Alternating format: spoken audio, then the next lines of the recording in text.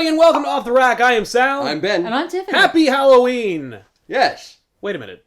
Isn't the day the 1st? I mean, technically. So? That's true. Who doesn't like wearing costumes and eating candy? Anyway, today we're going to be reviewing The Flash #9, written by Joshua Williamson with art by Neil Gouge. And we're also going to be giving the recommendations for books that we think you should be reading that are coming out tomorrow and Wednesday. So, if you want to see that, stick around for the end of the review where we will give you those recommendations. Right now, we're going to be talking about The Flash #9. Ben, what happened in this book? Well, what happened in this book is that you've got the two Wallies from different worlds that basically are now in Flash's world, and they're learning a little bit about each other, kind of feeling each other up. That sounds terrible. They're kind of sizing each other up. Yeah. And learning more about each other, and getting a little insight into their backstories, as well as what's going on with the Flash. And interestingly enough, the Flash has this weird temporal distortion with the Speed Force, and there's a really cool reveal at the end that I'm not going to spoil. You should read the book to find out. All right, decent enough. So, Sorry. what? All the different things I said, like the Freudian slips back and forth. Sort of like desire to write slash fiction for the Flash. They really... They're feeling each other up. They're looking for some backsides. Betting each other over. So we're going to review this book based on the art and story. What do you guys think of the writing, first of all? Josh Williamson, you like that writer. He did Birthright. Yeah, I do, and I still like him for this. I think with my experience with him on Birthright, he knows how to write an ensemble cast. You know what I mean? Yeah. Like, so, Different voices, yeah. But I think he did a pretty good job of introducing some things. Yeah. What's confusing to me is that there are two Wallies, and when he says Wally, like, who are you talking to, Oh, man? that's true. And that's only because when they New 52'd everything, they were like, Wally West is an African-American kid from, like, interesting upbringings, and people will be fine with that. And they weren't. And so they were like, oh... Well, he's still Wally West, and now we also have this other Wally West. Yeah, and we actually did a really fun dramatic interpretation of his return. Yes, we did. Right over there. So check it out. Oh, that's right. I forgot about that. I also really like Barry's voice in this because he is very optimistic and very hopeful. Yes.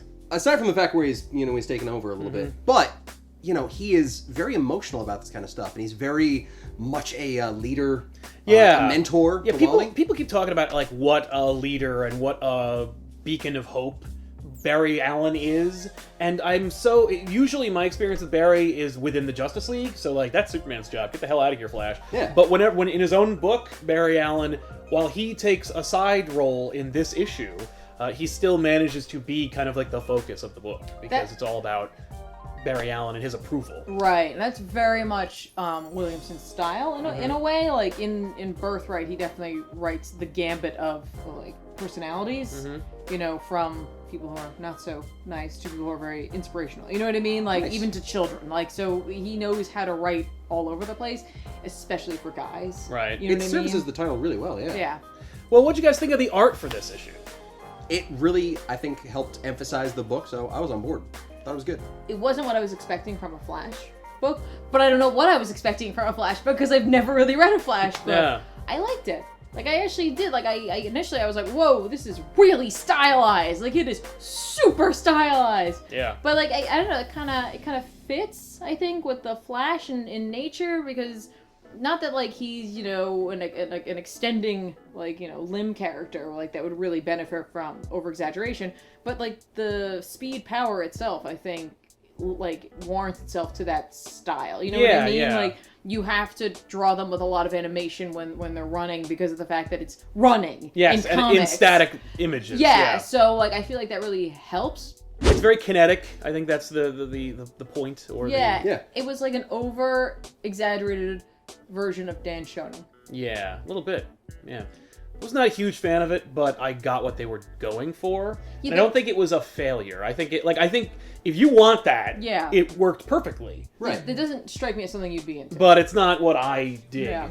But I got it, and I'm like, fair enough. Okay, cool, nice work. I understand why it's in a Flash book. I thought it was cool, and I think it definitely speaks to a certain like a certain mindset, and maybe even to a younger crowd as well. Yeah, right? And I think definitely that agree the with that. Flash is definitely a character who plays well to that. Definitely. So there you go. Do you recommend The Flash? Can we recommend it for the folks at home? Should they have gone back last week and bought it? Yeah, actually, Yeah. if you run fast enough, you can go back last week. That's right. And you can grab Run it. so fast, you'll break the But time don't barrier. change anything because then you may not have it this week and weird things will... Yeah, we'll be in an alternate. Yeah, actually, Future. don't do any of the things I Just said. pick up an issue at your comic book store Yeah, it's this probably week. still there. Just go now. So now what we're going to do is we're going to give you our individual recommendations for books that are coming out this week. You can pick up tomorrow at your local comic book store or online. So here we go. So the book that I'm recommending this week is Unworthy Thor #1, written by Jason Aaron and drawn by Olivier Coipel. It's a really fun story where you've got the Thor from this universe, the one that lost his arm, Odinson basically, finding out that there's another Mjolnir out there, which interestingly enough is the Ultimate Universe hammer, or Hammer X combo, which I was a huge fan of. I think it's awesome. And he's going in search of it to find out if he's worthy again, but a lot of people are going to try and get it as well and get the, the power of Thor on their side, so I think it's cool. I think you should pick it up. Definitely check it out. It should be a fun read. Yo-ho! So with no Doctor Strange titles coming out this week, or Saga for that matter, I'm like completely lost. So I just started looking through the list of what was coming out, and I saw that Marvel has a new #1 in the Marvel Now, whatever you want to call that, and it's called Fool Killer, which I immediately was like, yeah, right. And apparently it's an established character that's been around for quite a while, and I've never heard of him. So I'm kind of interested in who this is. It's written by Max Bemis, who worked on that X-Men, Worst X-Men Ever book. So I kind of understand, or kind of an idea what the tone's gonna be, so that's exciting. And the art's by, and I don't know why I picked the books that have like the hardest names ever, but the art's by Dalibor Talajic. I'm so sorry. And also Jose Marzan Jr. So sorry. Anyway, I think it's cool because Fool Killer apparently was a merc for hire and he killed people who he felt were foolish, essentially. But now he's a psychiatrist. So how does that work? I have no idea, but I can't wait to find out. So I'm gonna check it out. Maybe you should too, if you wanna, if you wanna do that. I don't know. The book I'm recommending is Avengers #1 from Mark Waid and Mike Del Mundo. I love Del Mundo's art. I love Mark Waid's writing, but I hate his Avengers. Why am I recommending an Avengers title from Mark Waid this year? Because the last one or two that he did, I was just not a fan of. But that's because it was from the all-new, all-different Marvel. This is Marvel Now 2.0, and every book that I've read from Marvel Now has been pretty damn good. Also, this one promises to have a new status quo, and I think he's going to play with the conventions and really change it up a little bit. It's going to be a little more of an adult team, so I think it's going to be pretty cool. I'm definitely going to check it out, and I think you should as well, so there you go. So there you go, everybody. That was our recommendation for this week. And, of course, the book that we reviewed was Flash #9 from Joshua Williamson and Neil Gouge, or Goog. I'm not really quite sure, but... As long as it's not gouge. Yeah, you don't want that. And we'll see you guys next week with another episode. I am Sal. I'm Ben. And I'm Tiffany. Thanks a lot, and happy Halloween.